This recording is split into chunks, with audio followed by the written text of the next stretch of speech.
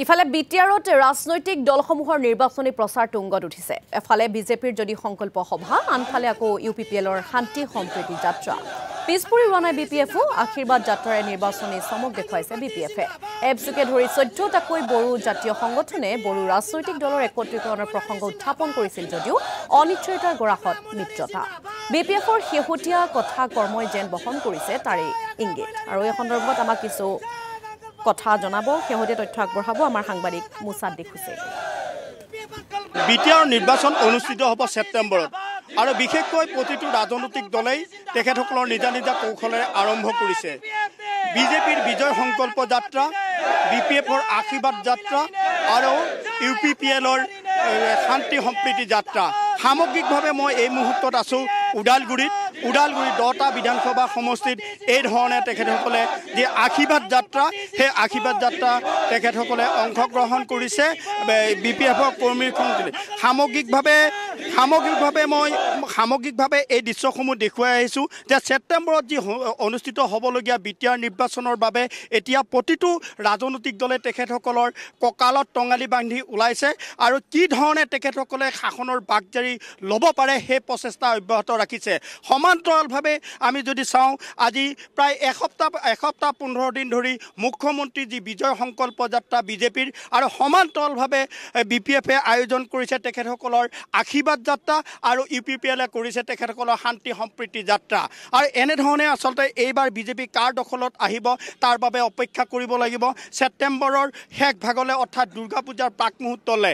এই মুহূৰ্তত আমাৰ লগত আছে বিপিএফ দলৰ কৰ্মীসকল আৰু যিটো সময়ত আচলতে ইউপিপিএল আৰু বিপিএফৰ ক্ষেত্ৰত একত্ৰিতকৰণৰ ক্ষেত্ৰত আপচুকে ধৰি কেইবাটাও বড়ো জাতীয় দল সংগঠনে আহ্বান জনাইছে অহা 12 অৰ্থাৎ কাইলৈ 12 তাৰিখ আৰু এই 12 তাৰিখৰ ভিতৰত তেখেতসকলৰ এক আলোচনাত মিলিত হ'ব আৰু শেহতীয়াভাৱে কি হ'ব আৰু কেনেধৰণে আচলতে ৰাজনৈতিকভাৱে আগুৱাই যাব। এই মুহূৰ্তত মোৰ লগত আছে CWCৰ এজন যুৱ নেতা। মই তেখেতসকলৰ পৰা জানিম কি ক'ব এই মুহূৰ্তত আচলতে কেনেধৰণে আচলতে চাওক প্ৰমোদ বড়ো ডাঙৰীয়া ইউপিপিএল দলেতো আমাকতো কেতিয়াও আনুষ্ঠানিকভাৱে নিমন্ত্ৰণ জনাই নাই।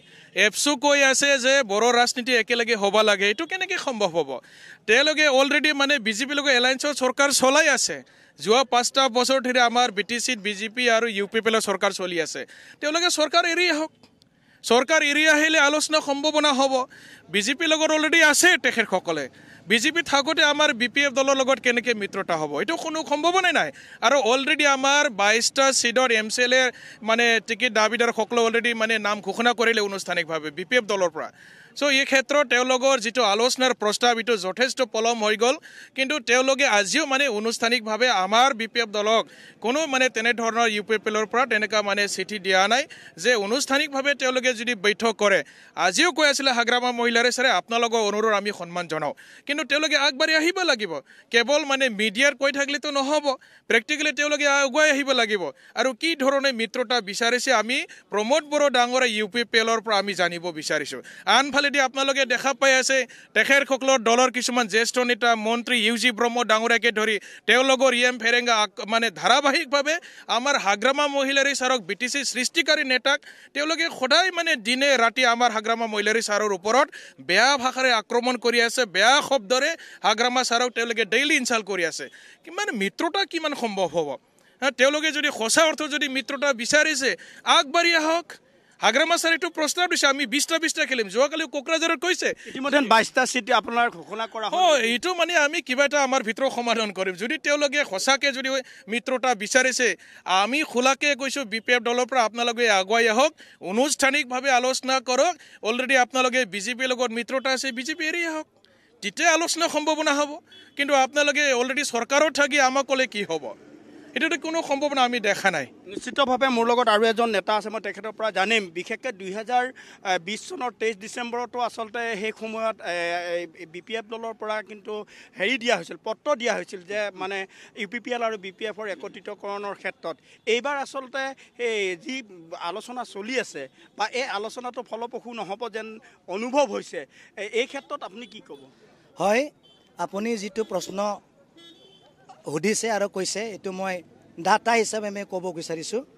ইমান আচৰিতজনক কথা, ইমান মৰমীয়াল হাগ্ৰামা মহিলাৰীয়ে BTCত ধ্বংস হ'বলৈ কোনো দিনেই আগবাঢ়িব নোৱাৰে তেওঁ ইমান ধুনীয়াকৈ নিখিল বড়ো ছাত্ৰ সন্থাৰে এটা চিঠি প্ৰেৰণ কৰিছে লিখাই আছে BPF আৰু UPPL একেলগে চৰকাৰ বনাব পাৰিবনে নিখিল বড়ো ছাত্ৰ সন্থালে এইখন চিঠি প্ৰেৰণ কৰিছিল 2020 চনত কিন্তু তেতিয়া হৈ নুঠিল এই সময়ত নিশ্চয় এপছৰ সভাপতি সম্পাদক বা নিখিল বড়ো ছাত্ৰ সন্থাৰ সদস্যবিলাকে নিশ্চয় হাগ্ৰাম আমলৈ হাঁহিছে আমি ইতিমধ্যে UPPL আৰু BJP গভৰ্ণমেণ্ট কৰিম আপোনাৰ চিঠিটো আমি কিয় গ্ৰহণ কৰিম ইমান লেট এই সময়ত কিয় ভাবা নাছিলে যে আমি একত্ৰিত হৈ গভৰ্ণমেণ্ট কৰিম আজি কি কাৰণত BJPয়ে প্ৰতাৰণা কৰিছে নেকি কৰিছে যদি কওক বিশ্বজিৎ ডিমাৰীৰ লগত কথা পাতক আপুনি BJP এৰি দিয়ক আমি একেলগে থাকিম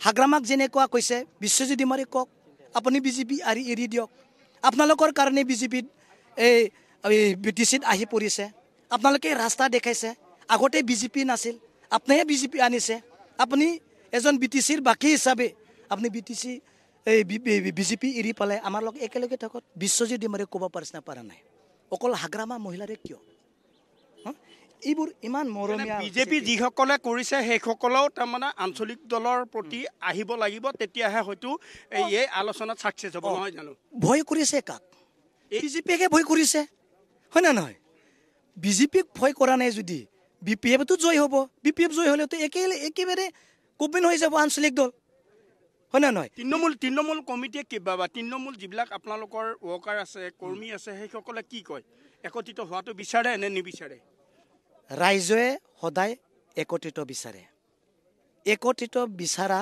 ইউনিফিকেশ্যন বিচাৰা এজনো ব্যক্তি নাই কিন্তু কি কাৰণত ইউনিফিকেশ্যন কৰিব লগা এইখিনি কিয় আহি পৰিছে কি কাৰণত নিশ্চয় BJPয়ে UPPLক প্ৰতাৰণা কৰিছে এতিয়া BJPক কোনে মুছাদ্দিক হুছেইন আপোনাক এই মুহূৰ্তত আমি ধন্যবাদ জ্ঞাপন কৰিছোঁ